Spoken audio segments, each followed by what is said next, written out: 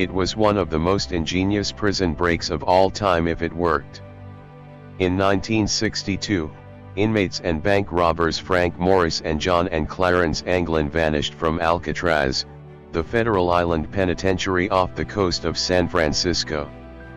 They had used sharpened spoons to bore through the prison walls, left papier-maché dummies in their beds and floated away on a raft made from 50 raincoats. But what happened next has stumped historians for decades. Their bodies were never recovered, leaving many wondering whether they perished in the choppy San Francisco Bay or made it to shore and freedom.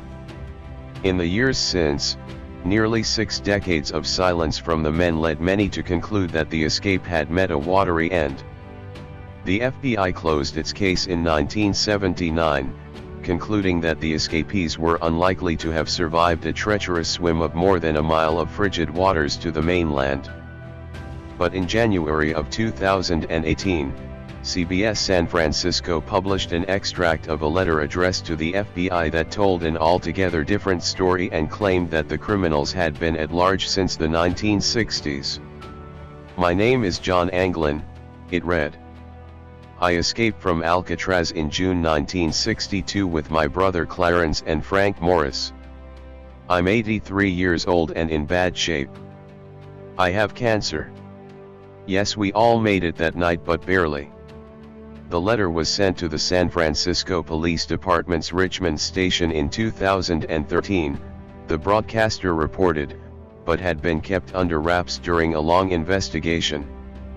An FBI laboratory examined the letter for fingerprints and DNA, and analyzed the handwriting within, but the results were inconclusive.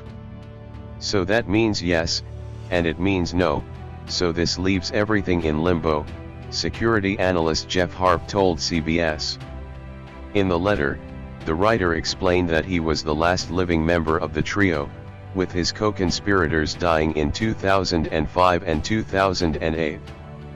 He offered a deal: if authorities announced on television that he would receive a single 1-year jail sentence, in which he could have the medical treatment he needed, "I will write back to let you know exactly where I am."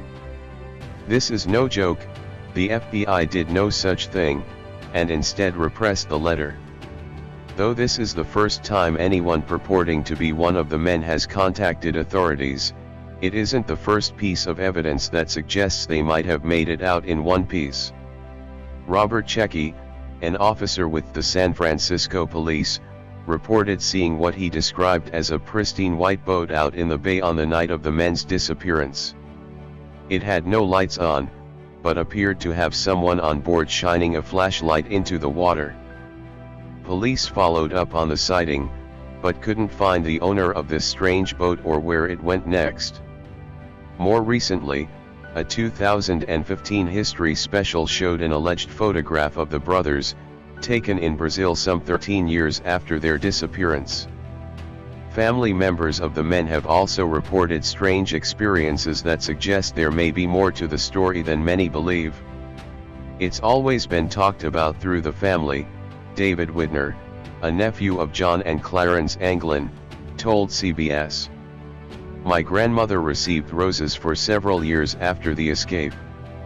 If Anglin is still alive today, he would be nearly 90. He has not been heard from since." Widner expressed dismay that authorities had not contacted the family about his relative's alleged illness. "For him to say he had cancer and was dying, I feel like they should have at least reached out to the family and let them know the letter existed," he said.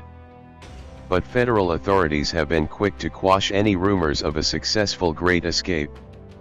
In an interview with CBS San Francisco, the U.S. Marshals investigating the case told the broadcaster they considered the lead closed with no merit, and a simple hoax from someone hoping to scam and embarrass federal and local authorities.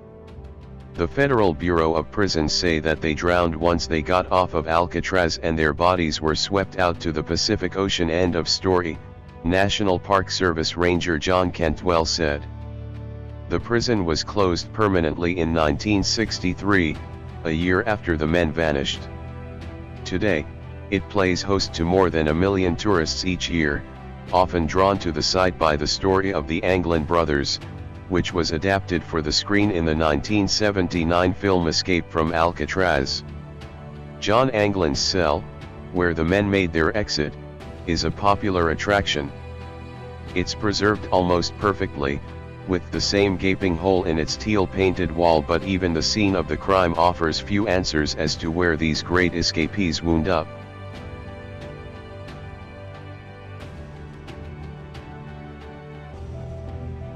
And that's where our video ends. If you like this video, don't forget to like, subscribe and click the notification bell, so you will always be updated on our next video.